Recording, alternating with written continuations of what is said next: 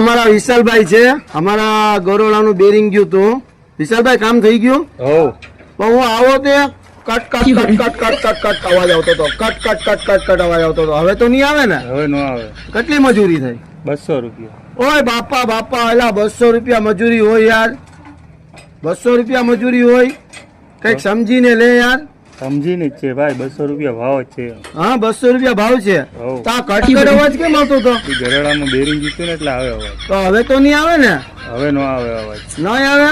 આવે તો શું છે, એમાં કઈ ગેરંટી થોડી હોય. તો પાછું બેરિંગ વહી જાય તો પાછો અવાજ. તું કોઈ એવું બેરિંગ લાગ ને કે 60 વર્ષ સુધી અવાજ ના આવવો જોઈએ. માણસની કોઈ ગેરંટી નથી તો બેરિંગ ની થોડી ગેરંટી હોય. તો કાલ પણ વહી જાય. એ તો મને ખબર હતી, કટકટ અવાજ આવે, બેરિંગ નો અવાજ આવે. ગરોળામાં વાંધો હતો, પણ આટલી 200 રૂપિયા મજૂરી કઈ વાંધો નહીં, 200-250 લેજે, પણ હા ટકશે તો ખરી ને?